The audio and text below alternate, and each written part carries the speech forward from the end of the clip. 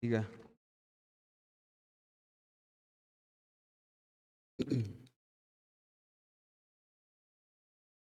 Pues continuamos con esta serie que se inició hace ya un par de semanas en la primera carta a Timoteo, hermanos. Primera carta a Timoteo. Gracias a Dios que nos permite llegar con bien, siempre pensando en que no vaya a fallar el carro, cualquier cosa, para poder llegar y estar con ustedes y predicar la palabra. Señor, gracias por tu palabra. Gracias por tu amor. Gracias porque nos permites llegar con bien, amado Dios. Siempre, Señor, nos sentimos débiles, Padre, al estar al frente y exponer tu palabra, Señor. Te ruego que te lleves todo nerviosismo, Señor, toda cuestión que no esté bien delante de ti, amado Padre, para poder exponer con claridad tu palabra, Señor. Perdona nuestros pecados, amado Dios. Ayúdanos a estar a cuentas hoy para escuchar tu palabra, Señor, para mirar la gracia que tuviste en Pablo, que tuviste en nosotros, amado Dios.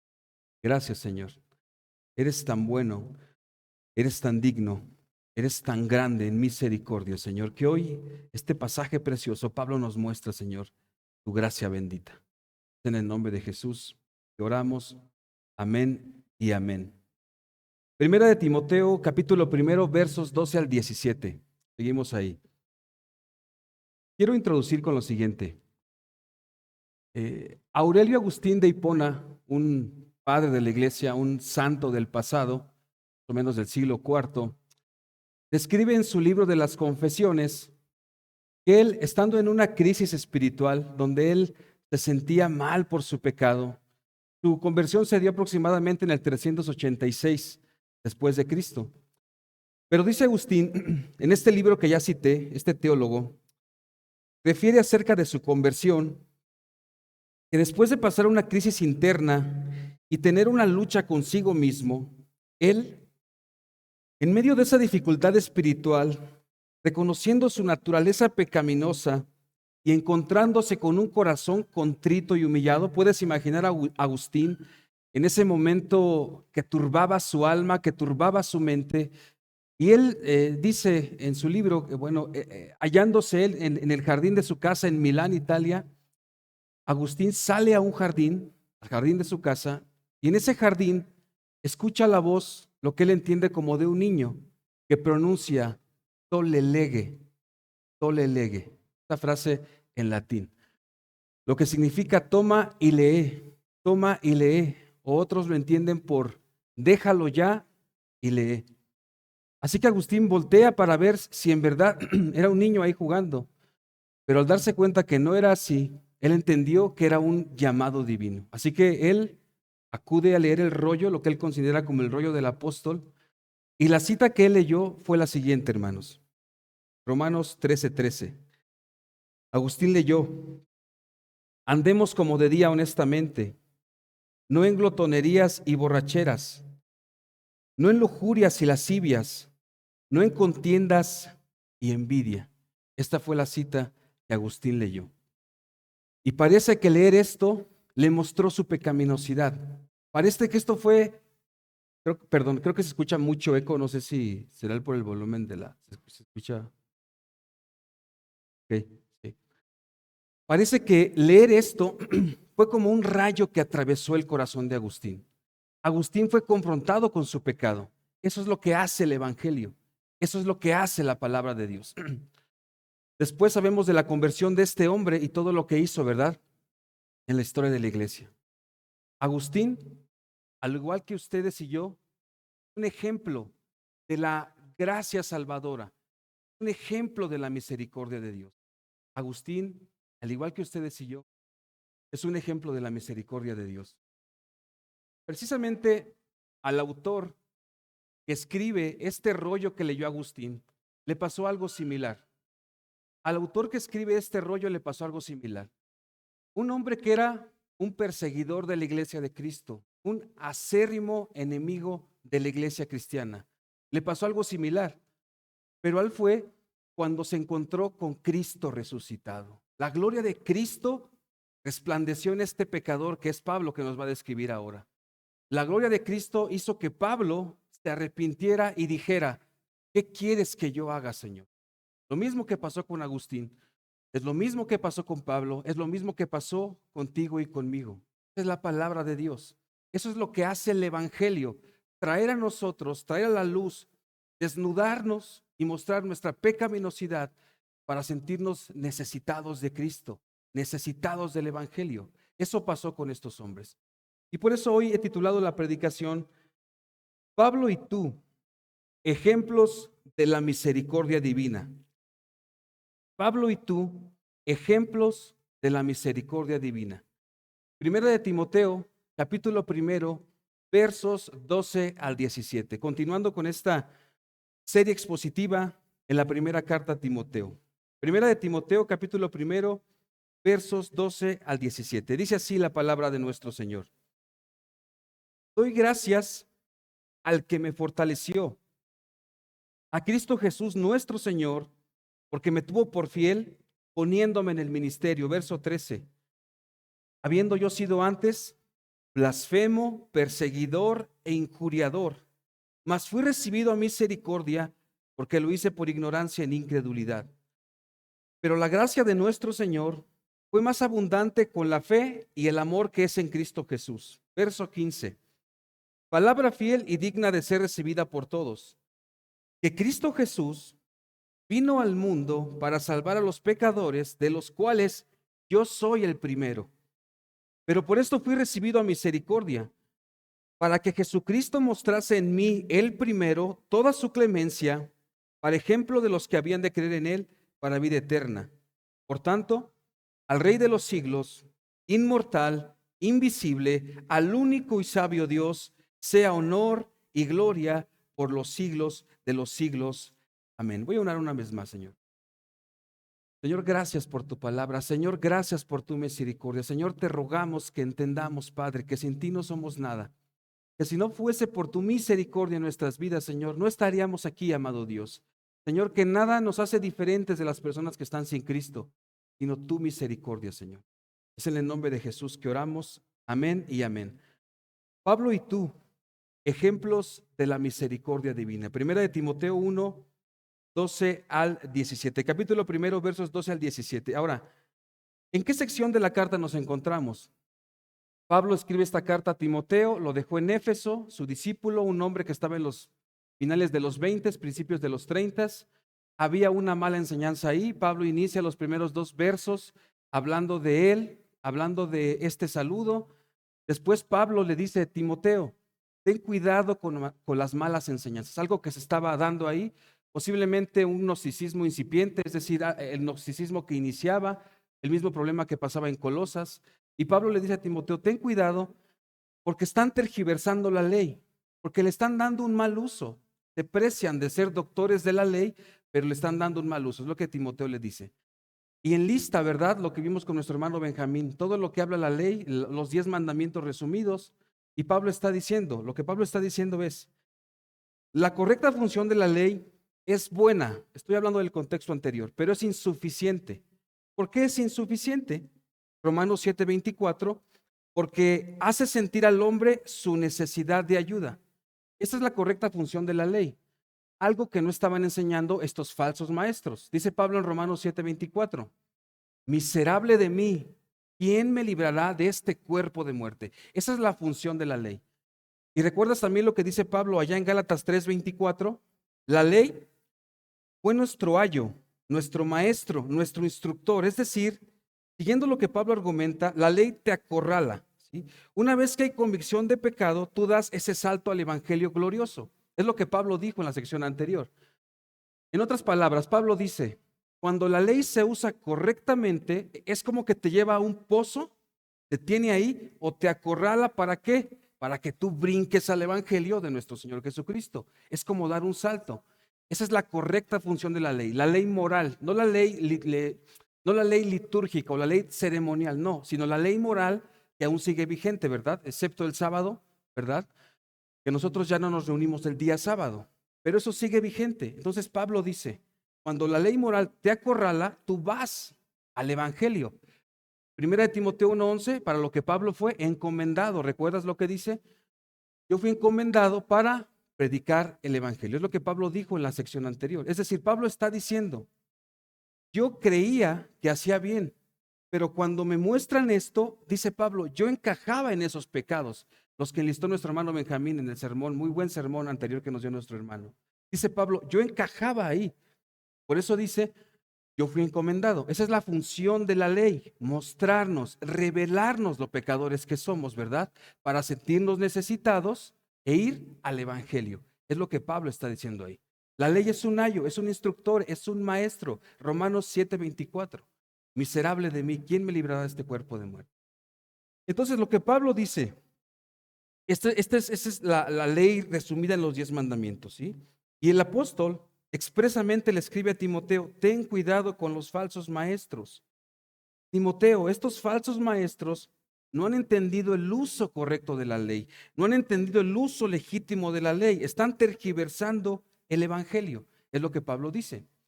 Y ahora hay una digresión en esta línea de argumentación que hace Pablo. Hay un paréntesis. ¿Para qué? Para Pablo hablarnos de un ejemplo. ¿Cuál es ese ejemplo de la ley bien aplicada y recibido el evangelio? Es el mismo. Por eso el título de la predicación es Pablo y tú, ejemplos de la misericordia de Dios. Pablo hace este paréntesis para mostrarnos un ejemplo de la ley bien aplicada y un ejemplo del glorioso evangelio en la vida del apóstol Pablo, ¿verdad? Sí. Igual que tú y que yo, ¿sí? Esta es la línea de argumentación que Pablo está diciendo, voy a darles un ejemplo, ¿sí? ¿Y qué es lo que hace Pablo en este pasaje, hermanos? ¿Qué nos va a enseñar Pablo en 1 Timoteo capítulo 1 versos 12 al 17? Pablo agradece, un bosquejo sencillo, 3 palabras. Pablo agradece, Pablo afirma y Pablo adora por la misericordia de Dios en su vida.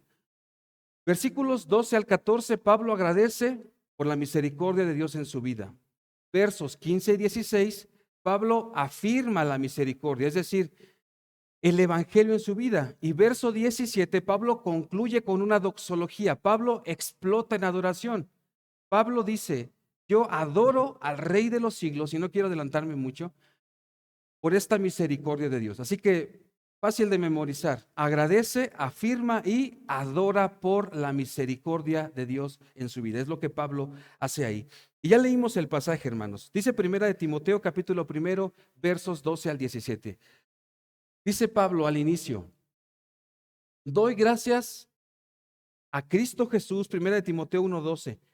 Doy gracias al que me fortaleció. Puede entenderse así. Doy gracias al que me revistió de poder, me tuvo por fiel.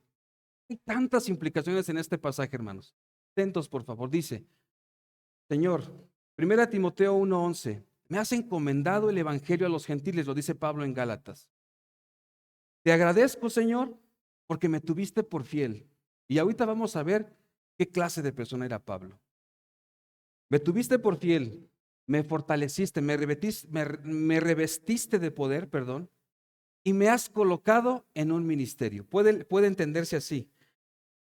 Estoy agradecido con Cristo Jesús porque me fortaleció, me revistió de poder y me puso a su servicio. Este no es un agradecimiento normal como el que Pablo utiliza en sus cartas. Este es un agradecimiento derivado de qué, verso 14, lo vamos a ver, de que la gracia sobreabundó en él. ¿Sí? Pablo dice, Señor, estoy tan agradecido porque tu gracia sobreabundó en mí. Dice, estoy agradecido porque me pusiste en un servicio. Ahora, un detenimiento. Pablo no se está jactando. O sea, Pablo no está diciendo, gracias porque soy ese gran apóstol. Como escuchamos hoy por ahí, ¿verdad? El apóstol a las naciones. No hay apóstoles el día de hoy, hermanos. Pablo no se está jactando. ¿Por qué te digo esto? Porque al utilizar la palabra ministerio, la traducción es diaconía. Pablo está diciendo, gracias, Señor, porque ahora puedo servirte. Pablo no se está jactando y Pablo no está diciendo, bueno, tengo el poder de Dios. No, Pablo está diciendo, yo, Señor, estoy agradecido porque me has tenido por fiel y porque ahora puedo servirte. Porque ahora puedo servirte. No es una clase de jactancia, más bien es el reconocimiento al estar al servicio del Señor. Lo tiene por fiel, lo capacita, lo reviste de poder y le da un servicio. La palabra ministerio, reitero, significa servicio, ministerio, ayuda. Ahora, vamos aplicando desde aquí el pasaje, hermanos. Lo acaba de mencionar mi hermano Gus. Es providencia divina. No todos tienen que ser predicadores. ¿Cuál es el ministerio que Dios te ha dado en esta iglesia cristiana de la gracia, Pacho? ¿Lo pones al servicio de los demás? No sirves al hermano, estás sirviendo a Dios. Nuestro pastor Toño nos dice siempre, bueno, no sé cuál es mi don espiritual. ¿Tienes el deseo por hacer algo? Empieza por ahí, empieza por ahí. O como dice un predicador muy famoso, Vidal Serna, empieza desde lavar los baños. Empiézale desde ahí, porque todos estamos, Dios nos ha dado un don, lo acaba de decir mi hermano Gus, para servir. No todos tienen que ser maestros, no todos tienen que ser diáconos quizás, por lo pronto, pero sí hay algo que Dios ha colocado en ti para servir a tu iglesia, amado hermano, amada hermana. Y este es un testimonio para los que están fuera de la iglesia. ¿Tú estás agradecido con Cristo Jesús por el ministerio que te ha dado? Señor, me has dado el ministerio de acomodar las sillas, gloria a Dios. Me has dado el ministerio de alentar a otros hermanos, de exhortar a otros hermanos, gloria a Dios. Pablo está agradecido por eso. Pablo está agradecido por eso, hermano. Él agradece a Dios porque le tuvo por fiel, porque le dio dones espirituales. Y miren, vayan a Hechos 20:24. Miren cómo Pablo, en este pasaje, Lucas nos muestra que Pablo rebosa, hermanos, por el servicio que Dios le dio. Ahora, ¿recuerdas todo lo que Pablo sufrió? ¿Verdad? Hechos 20:24. Vamos ahí. Lucas nos registra este discurso ahí en la despedida en Mileto. Es Lucas el autor, amigo de Pablo, por cierto, un compañero de viaje. Dice Hechos 20:24. Hechos 20:24. Miren lo que dice ahí en Hechos 20:24, casi al final ya del libro de los Hechos. La despedida allá en Mileto dice así. Hechos 20:24. Es Pablo rebosando, hermanos, por el ministerio que Dios le encomendó, despidiéndose, dice así. Pero de ninguna cosa hago caso, ni estimo preciosa mi vida para mí mismo, con tal que acabe mi carrera con gozo, hermanos, y el ministerio que recibí del Señor Jesús para dar testimonio del Evangelio a la gracia de Dios. Regresamos a primera de Timoteo. Pablo tenía gozo, hermanos, por el ministerio que Dios le había encomendado. Pablo tenía gozo y aquí está rebosando de agradecimiento. Por eso se dice, Señor, gracias, Señor. Gracias porque me tuviste por fiel, porque me has puesto en el ministerio. Vemos a un Pablo saturado de agradecimiento por su servicio al Señor Jesucristo. Ahora quiero preguntarte, ¿tú agradeces en verdad al Señor por el ministerio que te ha dado? Sea lo que sea, hermanos, sea lo que sea. Cuando el Señor te llamó, te dio un don, te ha dado dones para bendecir a la iglesia. Repito, claro, sirves a los hermanos. Dice Pablo, el mismo Pablo dice en Gálatas que debemos buscar hacer el bien a quién, primeramente a quién, los hermanos, hermanos, no a mí mismo, porque yo tengo un corazón tan centrado en mí que digo, bueno, ¿para qué sirvo a los hermanos? Me sirvo a mí mismo. Pablo está agradeciendo por el servicio que le ha dado el Señor. Ahora, piensa en esto. Pregúntate esto, ¿cómo eras antes de venir al Señor Jesucristo? ¿Cómo era yo?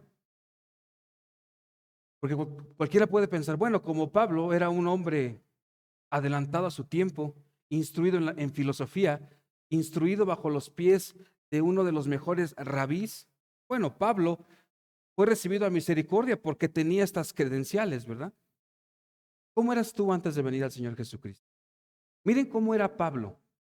Miren cómo Pablo se describe a sí mismo, hermano. ¿Cómo eras tú? ¿Cómo era yo?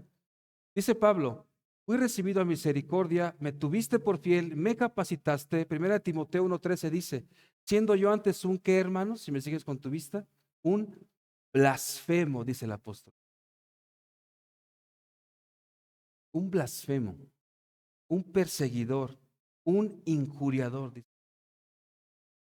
¿Quién es un blasfemo? Un hombre que odia a Dios. que aborrece a Dios. Hermano Oscar, pero ¿cómo puede ser un blasfemo si Pablo era un erudito de eruditos? Porque Pablo no reconocía al Mesías como Dios y no reconocía a Cristo Jesús. Por eso era un blasfemo. Y miren, Pablo lo está diciendo. Yo era un blasfemo. ¿Recuerdas lo que dice ya en el capítulo 9, versículo 4 del libro de los Hechos? El mismo Lucas dice que cuando el Señor Jesucristo tiene este encuentro con Pablo, le dice: Saulo, Saulo, su nombre hebreo, ¿por qué me persigues? ¿No estaba persiguiendo a la iglesia? En efecto, así es. Pero el Señor dice: si tú persigues a mi iglesia, me persigues a mí, Pablo. Por eso Pablo dice: yo era un blasfemo, un perseguidor, un insolente, un perseguidor, un injuriador, hermanos. Escuchaba el sermón de un hermano que expuso este pasaje y él dice que a Pablo no le importaba ir 3 días de camino para traer cristianos, arrastrarlos, enjuiciarlos. No le importaba. De hecho, Pablo presenció la muerte de Esteban, consintió la muerte de Esteban. Pablo era eso. ¿Cómo eras tú antes de Cristo? ¿Cómo era yo antes de Cristo? Pablo dice: yo era un perseguidor, era un blasfemo. Ese es un blasfemo. Saulo, Saulo, ¿por qué me persigues? Pablo era un hombre insolente, un calumniador, un irreverente, un perseguidor. Miren, lo dice ahí en Gálatas 1:13. Vamos a ir rápidamente, por favor. Pablo escribe esta carta a esa región de Galacia y miren lo que dice Pablo. Hermanos, Pablo no decía: yo era un buen cristiano, yo no pecaba. No, escuchen lo que dice Pablo. Gálatas 1:13 dice Pablo así: porque ya habéis oído acerca de mi conducta en otro tiempo en el judaísmo, que perseguía sobremanera la iglesia de Dios y la asolaba, dice el apóstol. Un perseguidor, un injuriador, puede traducirse como un acosador. Pablo usaba sus influencias para destruir a la iglesia. Pablo era un injuriador. Pablo era un desvergonzado, irreverente, un insolente, salvaje que arrastraba a los cristianos. Es un ejemplo de la misericordia de Dios. ¿Qué harías tú? Yo lo rechazaría. Si Pablo viniera aquí a perseguir a la iglesia en Pachuca, yo diría: vamos a quemarlo, fue recibido a misericordia.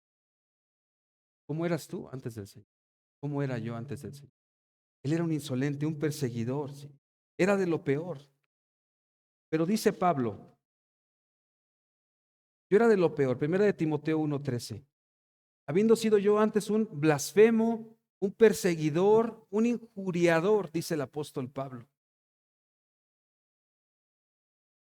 Mas fui recibido a misericordia porque lo hice por ignorancia en incredulidad. Lo que está diciendo Pablo es: no recibí lo que merecía. De acuerdo a la ley judía, Pablo merecía morir, hermanos, por ser un blasfemo. Pablo merecía morir por esto que pensaba de Dios, porque rechazaba a Cristo. Y dice Pablo: no fui llevado a la muerte, fui llevado a misericordia porque lo hice por ignorancia en incredulidad. ¿Pablo se está justificando? No. Pero Pablo creía que él hacía bien, hermanos. Pablo creía que él estaba bien con Dios porque eso había sido enseñado a él. Pablo necesitaba que el evangelio resplandeciera en su vida.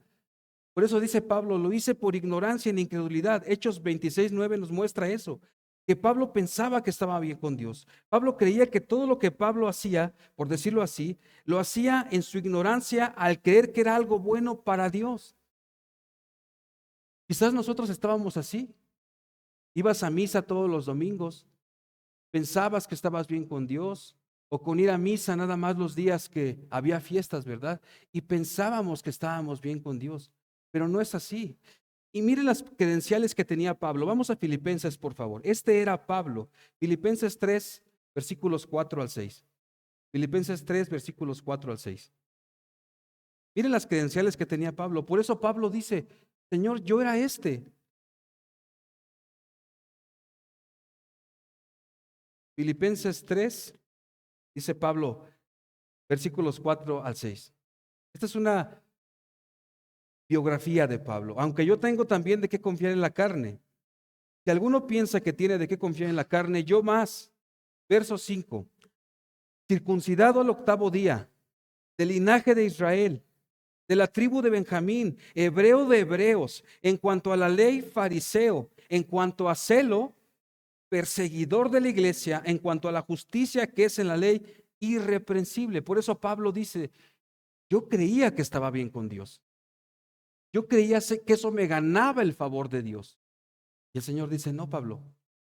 Por eso dice, fui recibido a misericordia porque lo hice por ignorancia en incredulidad. La palabra que utiliza ahí es apistía, es una A privativa. Pablo no tenía fe en Jesucristo. Por eso no había recibido la misericordia. Por eso dice, yo creía que estaba bien contigo, Señor. Yo creía que estaba bien contigo. Yo era ese, Señor. Pero el correcto uso de la ley le mostró a Pablo su pecaminosidad. Entonces Pablo reconoció el Evangelio y Pablo fue objeto de la misericordia divina. Este pecador, Pablo, dice Romanos 5:20, pero la ley se introdujo para que el pecado abundase. Cuando el pecado abundó, sobreabundó la gracia. Este es el uso correcto de la ley. Cuando el pecado abundó, cuando el pecado le mostró a Pablo lo que él era, cuando Dios le quitó las escamas de los ojos a Pablo y vio que era, dice, el pecado abundó, pero la gracia sobreabundó, dice el apóstol Pablo.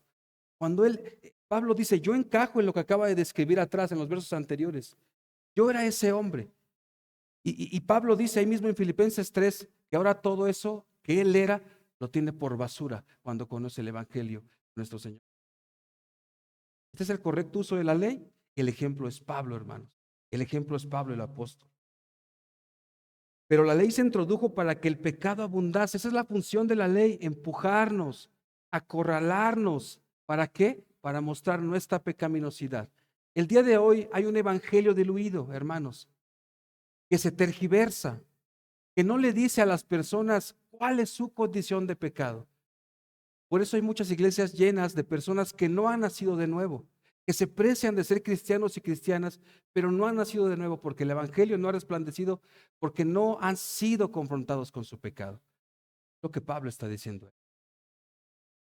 Dice Pablo, versículo 14, pero la gracia de nuestro Señor Jesucristo fue más abundante con la fe y el amor que es en Cristo Jesús. Si el pecado abundó, la gracia sobreabundó, dice 1 Timoteo 1:14.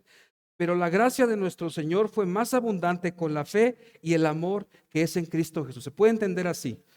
La gracia de Dios superabundó con fe y amor centrados en Cristo Jesús. Aquí encontramos una palabra compuesta que aparece solamente aquí en el Nuevo Testamento. Superabundó. Dice Pablo, la gracia de Dios superabundó en mí.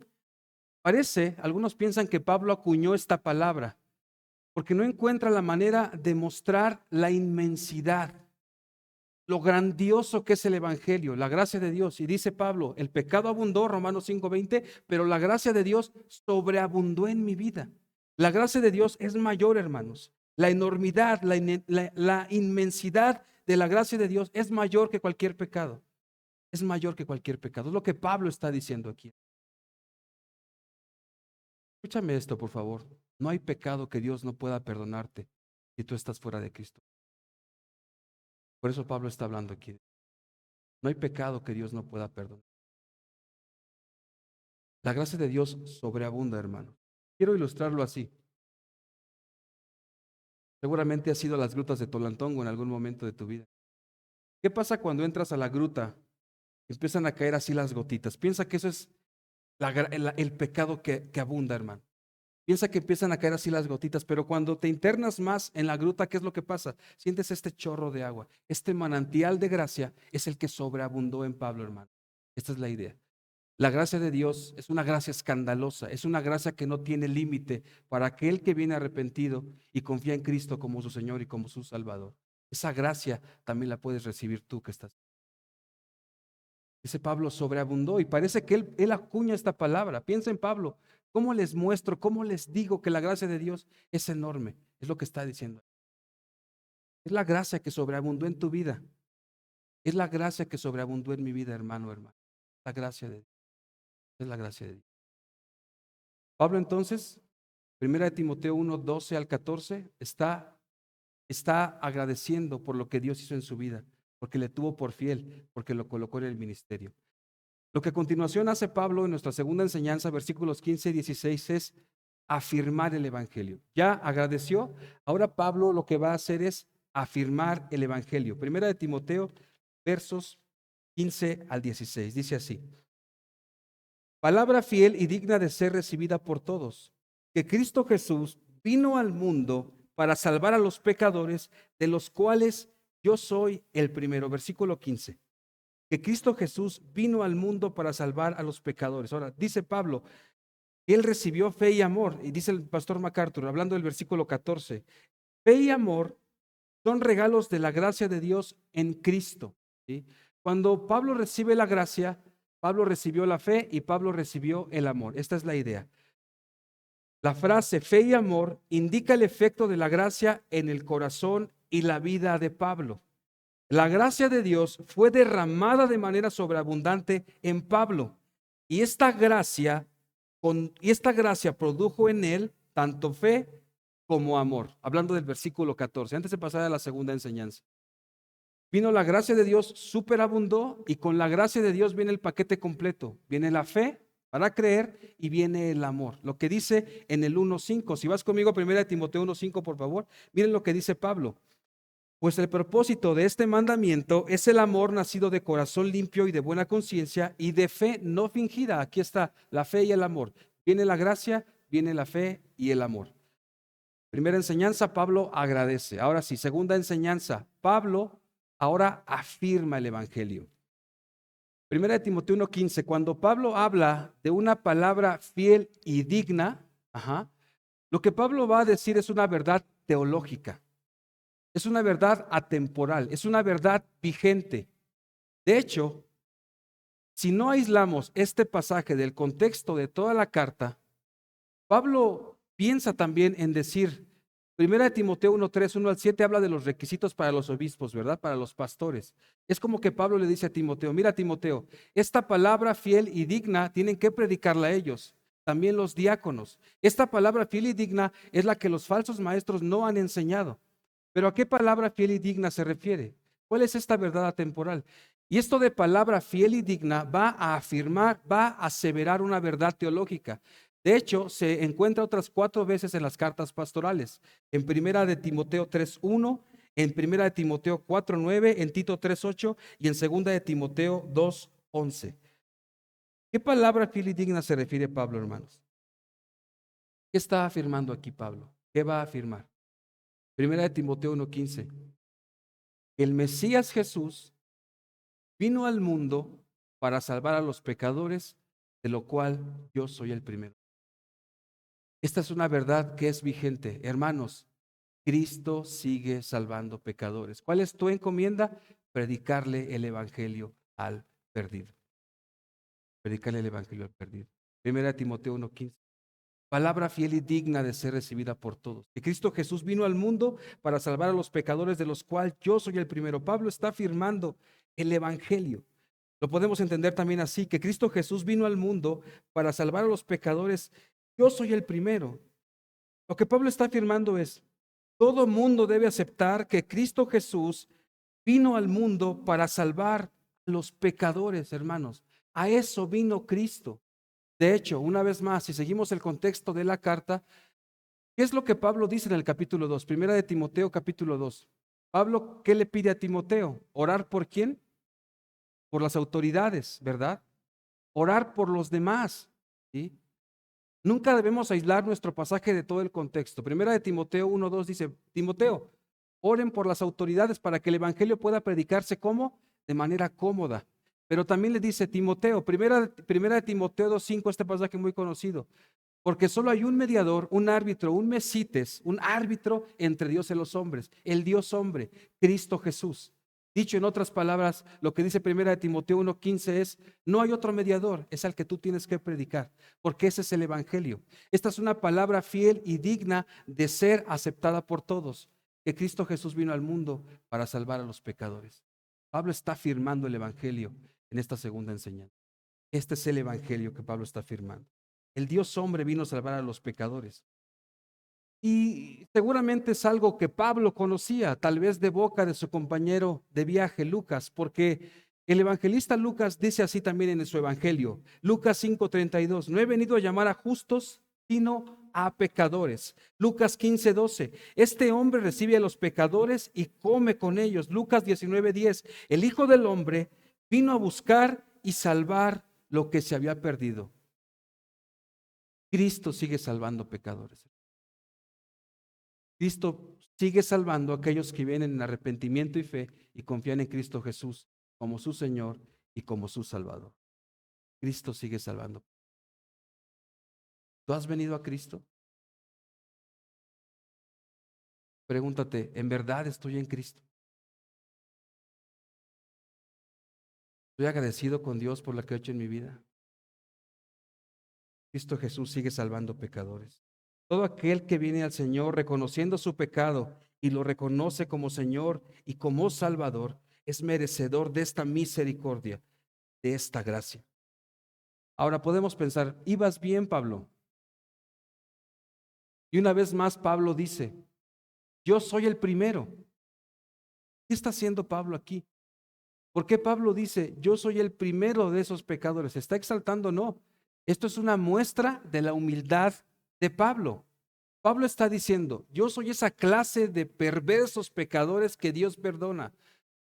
Pablo está pensando en su condición miserable de pecado, hermanos. Romanos 7:24 una vez más.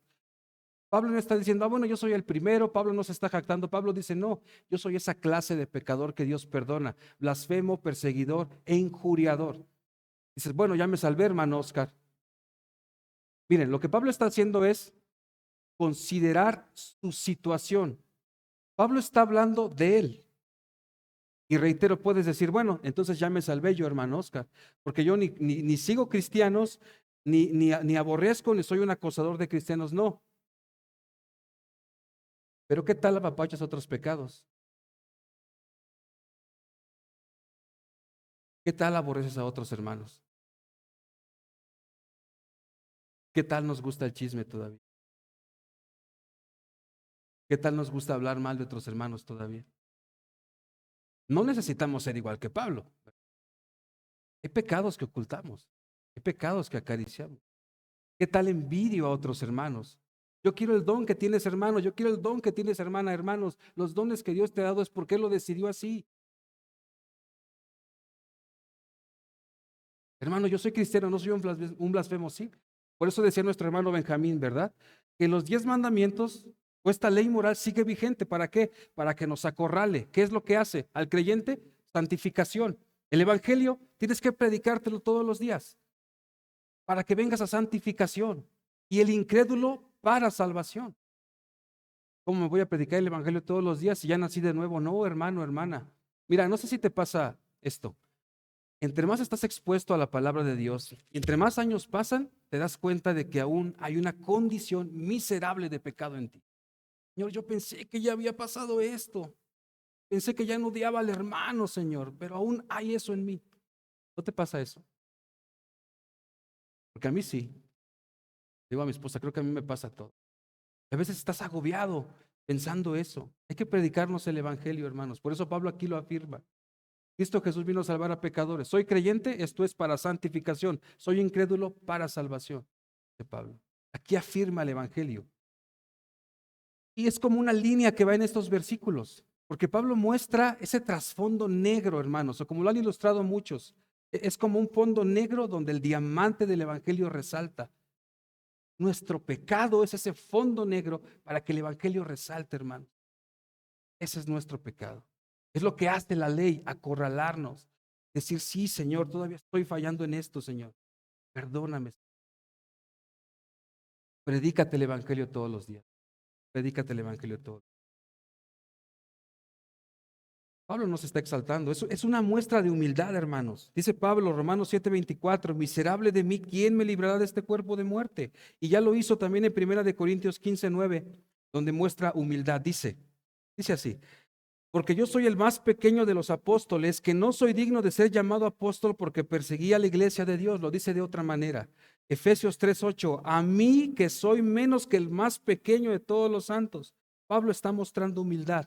Pablo no está diciendo, yo soy el primero, soy el prototipo y todos van a ser así. No, Pablo dice, Yo soy esa clase de pecadores en los que Dios tiene misericordia. No necesitas tener un testimonio tremendo.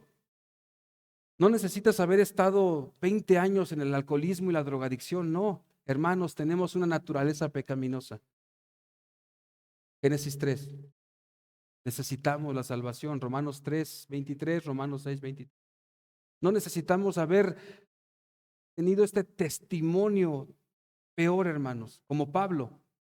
Pablo se está considerando y Pablo dice, yo soy esa clase de pecadores. Pablo habla desde su experiencia. Yo no perseguí cristianos, hermano Oscar, pero ¿qué tal apapachamos otros pecados? Pablo está afirmando el evangelio. Todos los días necesitamos predicarnos el evangelio. Hermanos, cuando veníamos hacia acá, siempre pensamos, ¿no?, que el auto no falle.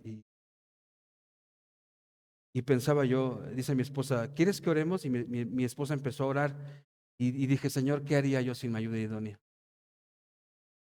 Porque si hay alguien que me muestra mi pecado todos los días, es mi esposa. Doy gracias a Dios por él. Y lo necesito, hermano. Estamos todos los días en amor, decirle tal vez a tu esposa, mi amor, creo que estás fallando en esto. Lo mismo que hace mi esposa.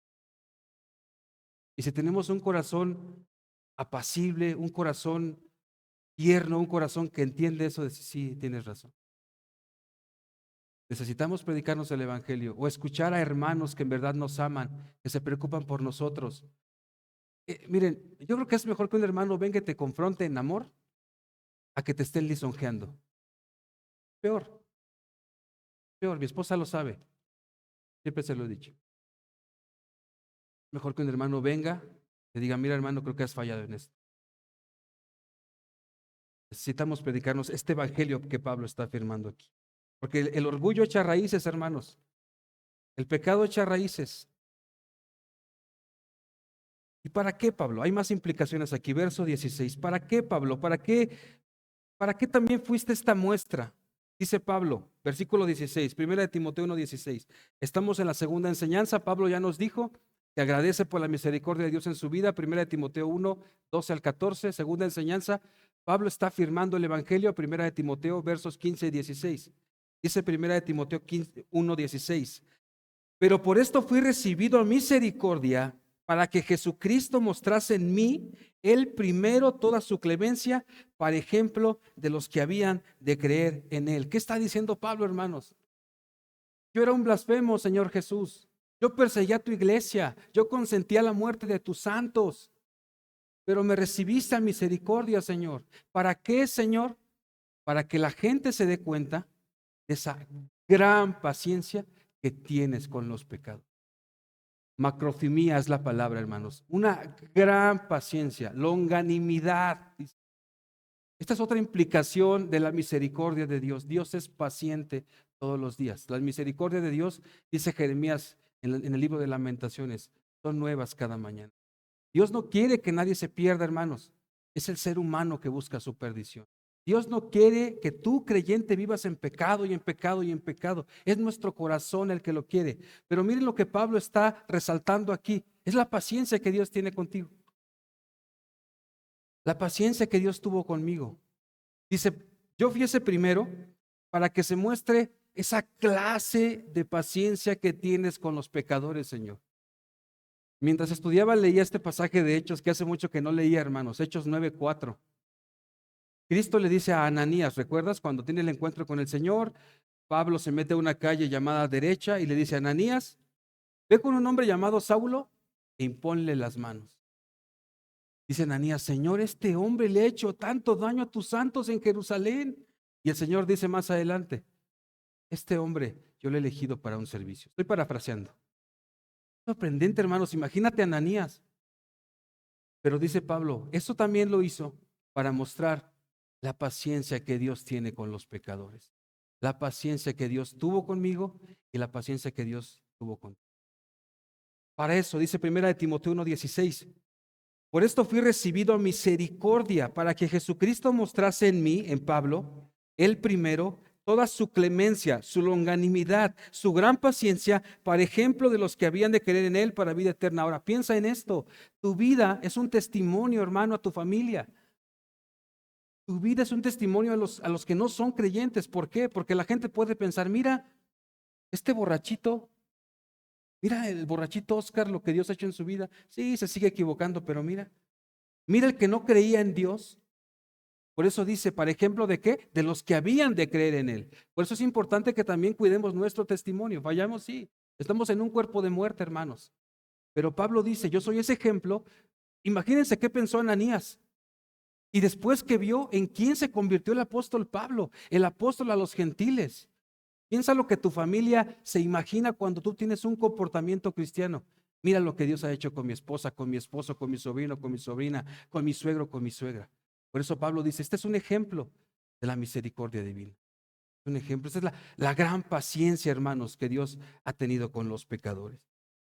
Yo pienso en Ananías de verdad, Señor, este hombre le ha hecho tanto mal a tus santos en Jerusalén.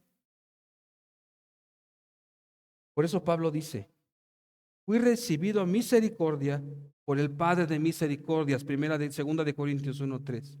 Fui recibido a misericordia por el que es rico en misericordia, Efesios 2:4. ¿Para qué? Para resaltar la paciencia que Dios tiene con los pecadores. Por eso tú y yo somos un ejemplo de la misericordia de Dios. Así como Pablo, así como Agustín. Resalta la paciencia, hermanos, esta gran paciencia que tiene. Aún siendo creyentes, Dios tiene paciencia con nosotros. Qué doloroso es, hermanos, cuando creemos que ya pasamos un pecado y volvemos a caer, ¿verdad? No te agobies, Dios sigue teniendo paciencia. Primera de Juan 1:9, si confesamos nuestros pecados, Dios es fiel y justo para perdonar nuestros pecados. Dios tiene paciencia. Y para ti, amiga o amigo que estás sin Cristo, Dios ha tenido tanta paciencia en tu vida que hoy te está llamando a salvación. Dios te está llamando a salvación si tú estás sin Cristo y vienes en arrepentimiento. Resumiendo entonces, Pablo dice, Primera de Timoteo 1:12-14, Señor, estoy agradecido por la misericordia en mi vida, siendo yo antes un blasfemo, perseguidor, injuriador. Después Pablo, Primera de Timoteo 1:15-16, afirma el Evangelio. ¿Cómo creen que responde Pablo al final? Primera de Timoteo 1:17, Pablo explota en adoración, hermanos. Dice Pablo, por todo esto que he recibido, por todo esto que Dios ha hecho en mi vida, dice Pablo, por lo tanto, dice 1 Timoteo 1:17, al Rey de los siglos, al inmortal, al invisible, dice Pablo, 1 Timoteo 1:17. Por tanto, ¿por qué, Pablo? ¿Por qué por tanto? Porque Dios me perdonó, porque tuvo misericordia, porque me puso a su servicio, porque me está hablando del Evangelio, porque me recuerda el Evangelio todos los días. Por eso dice Pablo, por tanto, al Rey de los siglos, inmortal, invisible, al único y sabio Dios, sea honor y gloria por los siglos de los siglos. Amén. Pablo explota en agradecimiento, hermanos. Timoteo tenía que saber eso, para que Timoteo se lo dijera a los diáconos que iban a establecer ahí, que Dios es Él, es el Rey de los siglos. Y piensa en el contexto del mundo grecorromano. Adoraban a Zeus, adoraban a Afrodita y dice Pablo, no. Éfeso adoraba ¿a quién? A una diosa, ¿recuerdas? Dice Pablo, no, este es el Rey de los siglos, al que deben de adorar los creyentes, al que deben de predicar, 1 Timoteo 3:1-7, los que van a ser pastores, 1 Timoteo 1:8-11, los diáconos, dice Pablo, a ellos tienen que predicar, y es el mismo Señor que tú y yo tenemos que predicar. Ahora dice Pablo, parece que nos da una clase ahora de teología propia. Miren cómo va describiendo los atributos de Dios. Dice Pablo, al Rey de los siglos. Salmo 145:13, tu reino es reino de todos los siglos y tu señorío en todas las generaciones. Lo que Pablo está diciendo es, Dios es el Rey de los siglos. El dominio de Dios ha durado y durará a través de todas las generaciones. Pablo habla de la eternidad de Dios. Isaías 40:28. ¿No has oído que el Dios eterno es Jehová, el cual creó los confines de la tierra, no desfallece ni se fatiga con cansancio, y su entendimiento no hay quien lo alcance? Este es el Rey de los siglos. Este es el Rey de los siglos, inmortal, dice Pablo. Literalmente Pablo está diciendo el incorruptible, al que vive por siempre, dice Pablo. A él toda la gloria por la misericordia, dice Pablo. Primera de Timoteo 6:16, dice Pablo más adelante, el único que tiene inmortalidad, que habita en luz inaccesible, a quien ninguno de los hombres ha visto ni puede ver, al cual sea la honra y el imperio sempiterno. Amén. Ahora Pablo, hablando en Colosenses capítulo 1, verso 15, refiriéndose a Cristo, dice así: Él es la imagen del Dios invisible, el primogénito de toda creación y el equivalente para Jehová, la primera persona de la Trinidad. Éxodo 33:20 dijo más: no podrás ver mi rostro, porque no me verá hombre y vivirá, dice el apóstol Pablo. Y concluye: por tanto, al único, y se refiere al verdadero, al sabio Dios, sea la gloria por los siglos de los siglos. Amén. Al invisible, pero es Cristo quien nos ha mostrado a Dios. Juan 1:1, en el principio era el verbo y el verbo era con Dios, y el verbo nos ha mostrado a Dios, el invisible, el evangelio. Él es Cristo. Por eso Pablo dice: al único y sabio y verdadero Dios sea la gloria por su preciosa gracia y por su precioso evangelio. Así concluye Pablo, explotando de gozo y de agradecimiento. Agustín, Pablo, tú y yo somos ejemplos vivos de la misericordia de Dios. Tu encomienda es predicar el evangelio para que, como dice el libro de los Hechos, Dios añada a los que han de ser salvos, a sus escogidos. Pablo agradece, afirma y explota, hermanos, en adoración por la gracia, por la misericordia. Dice 1 Timoteo 1:17: por tanto, al Rey de los siglos, inmortal, invisible, al único y sabio Dios, sea honor y gloria por los siglos de los siglos. Amén. Gracias, amado Dios. ¿Qué seríamos, Señor? ¿Dónde estaríamos sin ti, sin tu misericordia, sin tu gracia?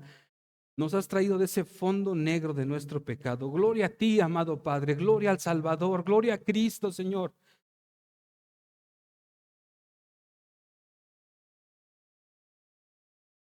Señor, trae a salvación a quien no te conoce en este lugar. Que tu Espíritu Santo no le permite irse de aquí sin reconocer que tú eres el Dios, el Rey de gloria, el invisible. Señor, y a los que somos creyentes, ayúdanos a predicarnos el Evangelio todos los días, porque cuánto fallamos, cuánto te defraudamos, pero tu paciencia es tan grande, Señor. Cada día nos espera, Señor, para confesarte nuestros pecados, amado Dios. Gracias, Señor. Gracias por tu maravillosa gracia. Gracias por tu inmensa misericordia para con pecadores que no merecíamos nada más que el infierno, pero ahora nos has dado salvación eterna, Señor, a tu lado, amado Dios. Gracias, en el nombre de Jesús. Amén. Gracias, hermanos. Dios les bendiga.